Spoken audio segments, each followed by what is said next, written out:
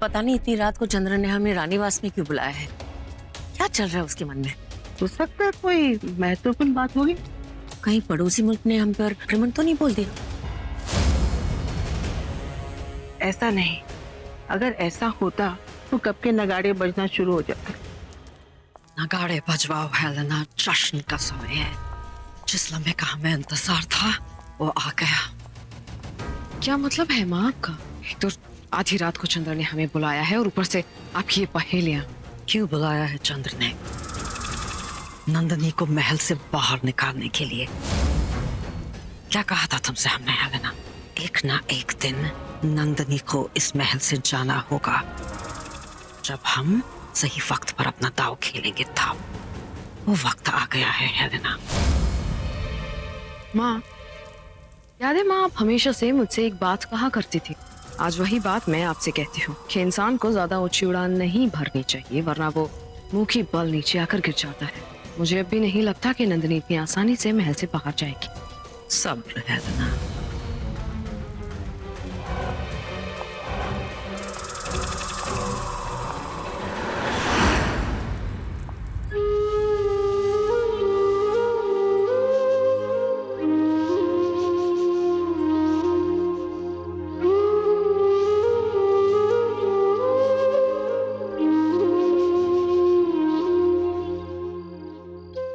कोई विश्वास नहीं कर रहा है बिंदु सर।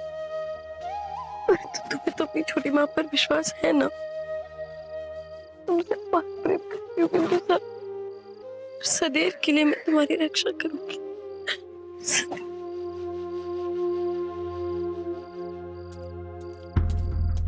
महाराज ने सभी को रानी निवास में एकत्रित होने का आदेश दिया है। अभी? जी।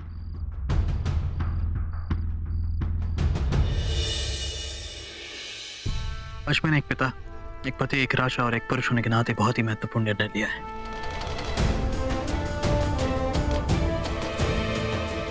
और मैं अपने इस निर्णय को आप सबके साथ बांटना चाहूंगा, क्योंकि आप सब मेरे जीवन का एक महत्वपूर्ण हिस्सा है और मैं समझ सकता हूँ यदि मेरे इस निर्णय से आप सब प्रभावित होंगे तो।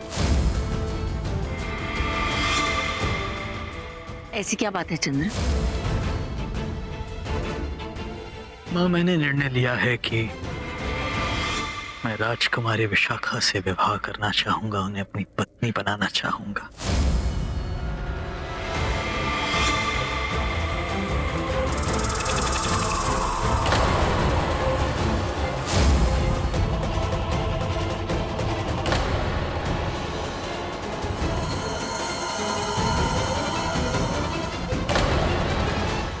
क्या?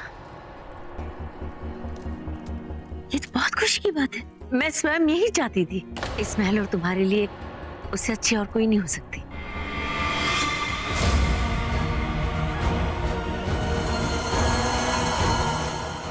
अवश्य मां, किंतु ये विवाह तभी संभव हो पाएगा जब स्वयं राजकुमारी विशाखा इस विवाह के लिए अपनी स्वीकृति देंगी।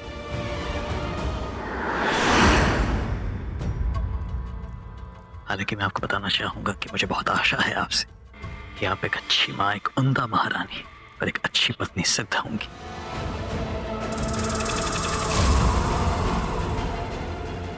तो मैं आपसे पूछना चाहूंगा कि क्या आप मेरी अर्धांगिनी बनना चाहेंगे?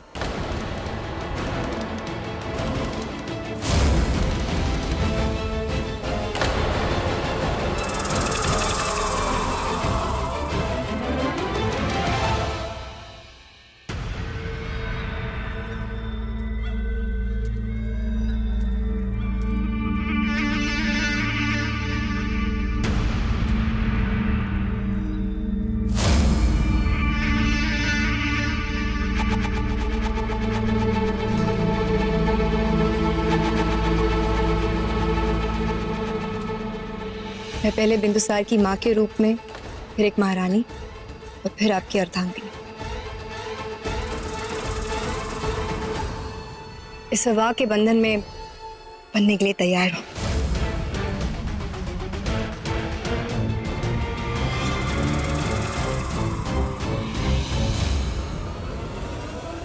ये तो बहुत अच्छी बात है। तो फिर ये विवाह तय रहा और इसकी रस्में हर्षोल्लास के साथ निभाई जाएंगी।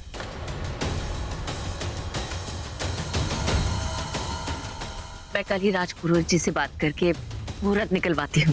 जी माँ।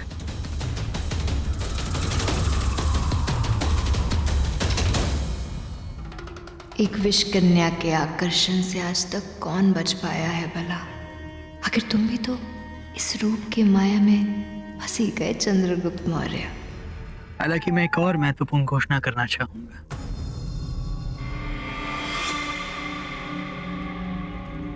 कि इस विवाह के पश्चात नंदिनी आपको आपके पदभार से मुक्त कर दिया जाएगा।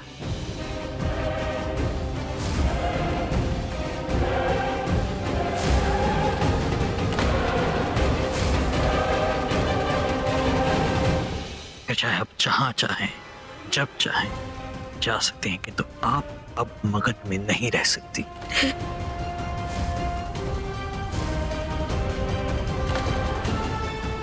क्योंकि अब यहां किसी को भी आपकी आवश्यकता नहीं है।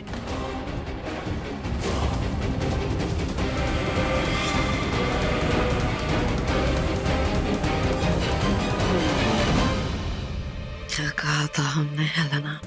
हम उड़ान उतनी ऊंची भरते हैं जहां तक हमें यकीन हो कि गिरने का कोई खतरा नहीं।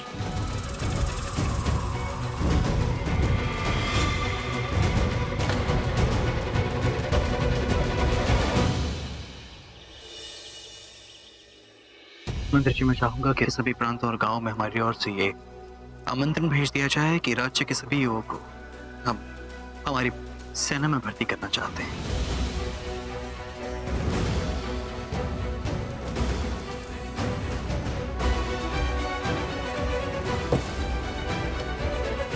महाराज पर्वतक पधार रहे हैं। पर्वतक, ये यहां क्यों आया है?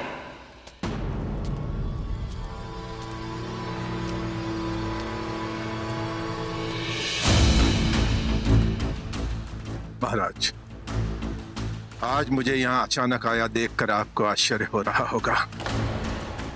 मैं आपसे यहाँ अपने पुत्र मलयकेतु के द्वारा किए गए सभी अपराधों का क्षमा मांगने आया हूँ। मैंने सपने में भी नहीं सोचा था कि मेरा पुत्र मलयकेतु अपनी पत्नी छाया को इस अवस्था में यहाँ छोड़कर नंद से जा मिलेगा। हो सके तो उसे क्षमा कर दीजिएगा महाराज। वस्तुतः मेरे यहाँ आने का मुख्य कारण मेरी पुत्र वधू छाया है। कितने दिन हो गए मैंने उसे देखा तक नहीं। मलयकेतु के कारण मैं यहाँ आ नहीं पा रहा था। अब तक तो उसकी अवस्था में बहुत सुधार हो गया होगा। महाराज, मैं ये कहने का अधिकारी तो नहीं, लेकिन आपका मुझ पर बहुत आभार होगा यदि आप मुझे मेरी पुत्र वधू छाया से मिलने की आज्ञा दें। नहीं, आप मेरी बहन छाया से इस प्रकार नहीं मिल सकते।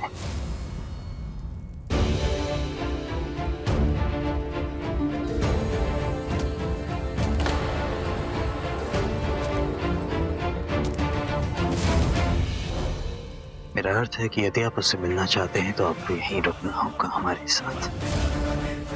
अब आपको बताना चाहूंगा कि बहुत शीघ्र ही मैं विवाह कर रहा हूं, तो मैं चाहूंगा कि आप उस विवाह में सम्मिलित हो। अंततः आप हमारे संबंधी जो हैं।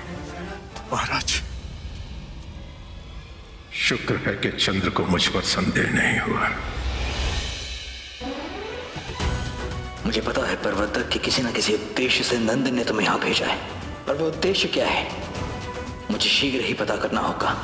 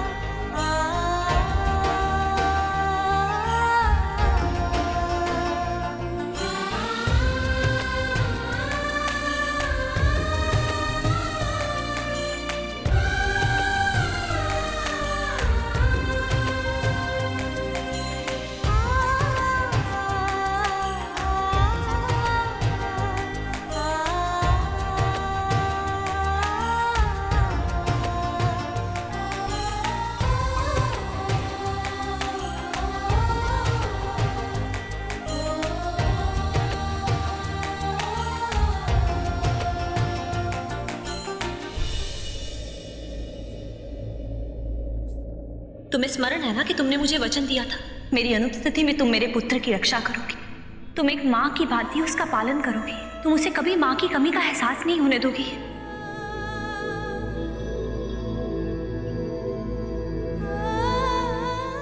दूरधरा, मुझे क्षमा कर देना दूरधरा, परंतु तुम्हें दिया हुआ वचन मैं पूरा नहीं कर पाई। चंद्र मेरी उपस्थिति अगर मैं इस महल में चाहता ही नहीं तो मेरे कैसे संभव होगा। मुझे क्षमा कर देना।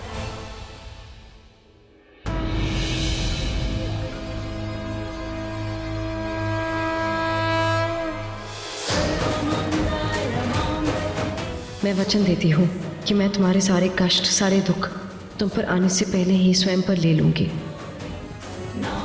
और मुझे सूचना प्राप्त हुई है कि तुम्हारे पिता महाराज ने इस राजभवन में किसी को उसकी हत्या करने हेतु भेजा है। नंदिनी, वो युवती जो राजकुमारी विशाखा बन के महल में रह रही है, वो वास्तविकता में राजकुमारी विशाखा है ही नहीं।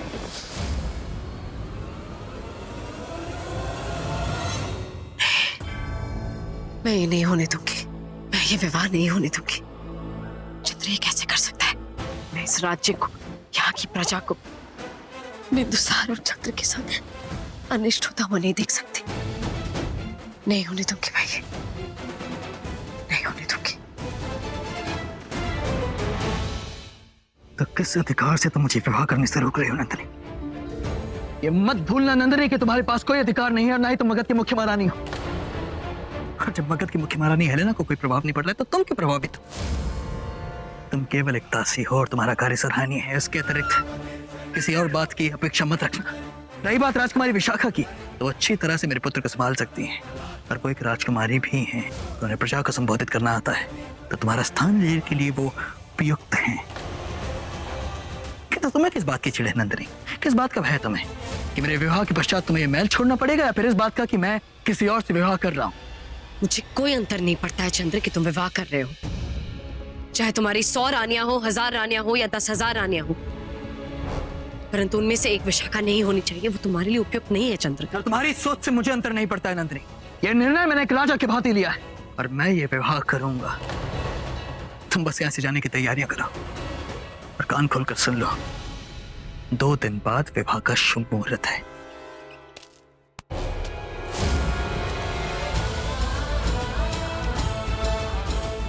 मैं यहाँ से कहीं नहीं जा रही हूँ महाराज। सुना आपने, इस महल को छोड़कर मैं नहीं जा रही हूँ।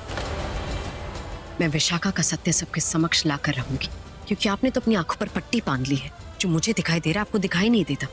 मैंने विशाखा से जुड़े इतनी बड़ी बड़ी बातें, इतनी बड़ी बड़ी घटनाएं आपको कही है, परंतु आपने कुछ किया ही नहीं। आपको कोई अंतर नहीं पड़ता। ये बोल आप कर सकते हैं महाराज, परंतु मैं नहीं। इसीलिए चाहे आप जितने प्रयास करना चाहे कर लीजिए, परंतु मैं ये महल छोड़कर नहीं जाऊंगी। तब तक नहीं जाऊंगी जब तक मैं विशाखा का सत्य सबके समक्ष लाकर खड़ा ना कर दूं। मैंने बिंदुसार को एक माँ का स्नेह प्रेम दिया है, और माँ एक बहुत ही विश्वसनीय शब्द होता है। ये तो आपको ज्ञात होगा ना महाराज। तुम्हारे तो विश्वास शब्द में भी छल दिखाई देता है नंदिनी। और मैं भी देखना चाहूंगा कि संसार में किस में इतनी शक्ति है जो इस विवाह को होने से रोक सकता है। 2 दिन का समय है तुम्हारे पास नंदिनी। देखता हूं कि तुम इस विवाह को कैसे रोकती हो।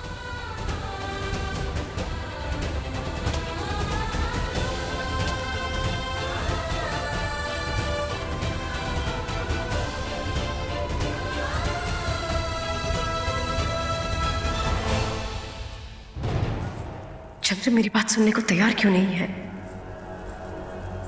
नंदिनी,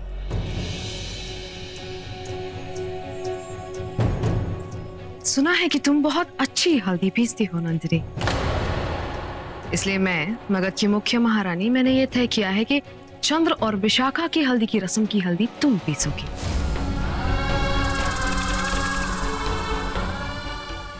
क्या हुआ? तुम नहीं जानती?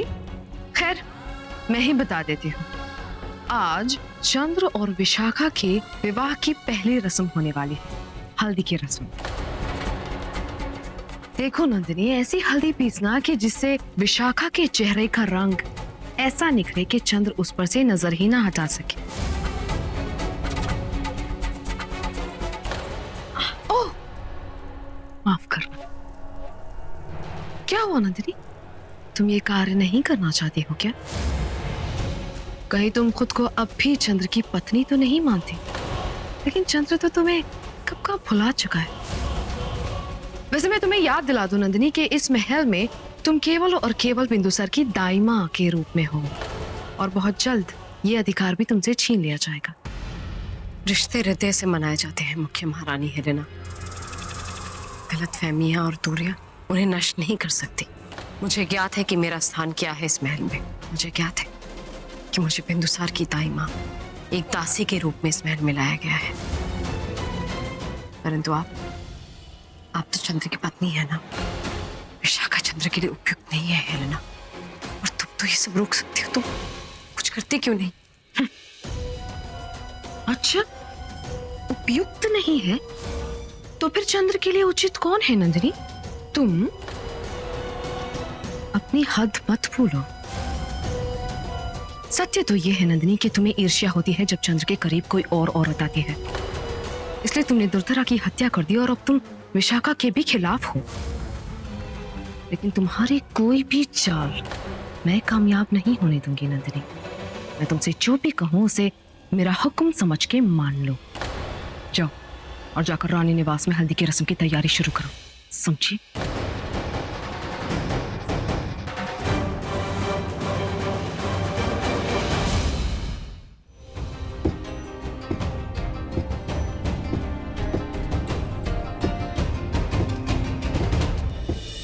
नंदिनी,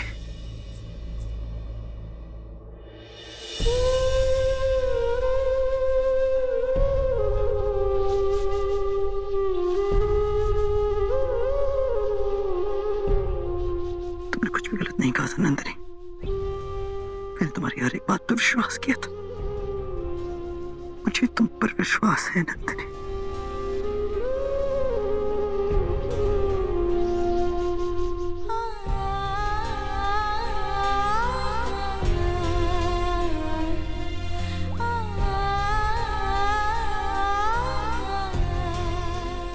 मत रो नंदिनी, अब और नहीं।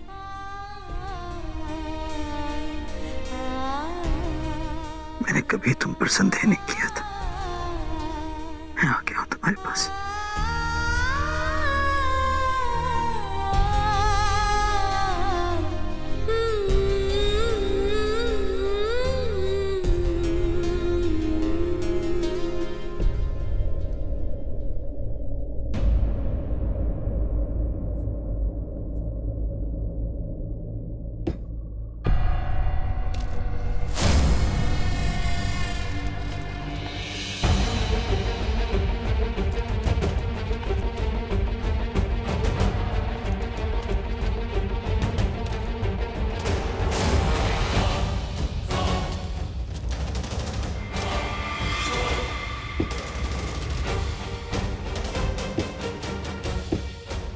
दासी, विवाह की सारी तैयारियां सकुशलता पूर्वक संपूर्ण होनी चाहिए, समझे?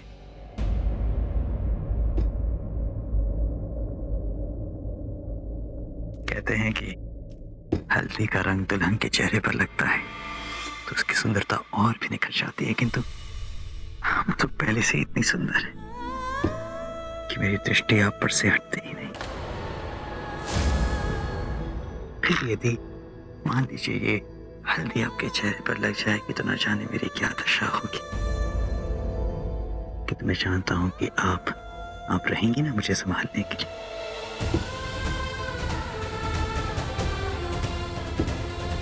यदि आपको सत्य कहूं तो मैं एक क्षण भी प्रतीक्षा नहीं कर सकता हूं आपसे विवाह करने की।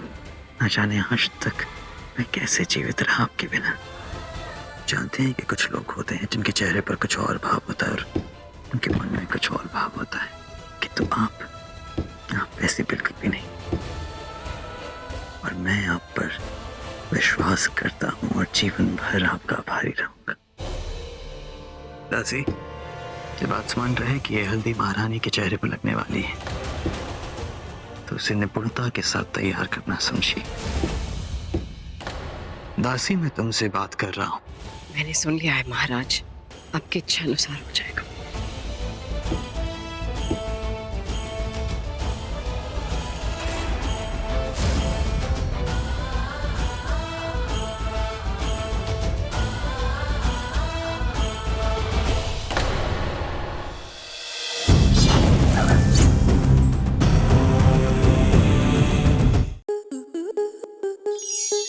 स्टार प्लस के ऐसे ही और बेहतरीन लम्हे देखने के लिए सब्सक्राइब करें हमारे YouTube चैनल को।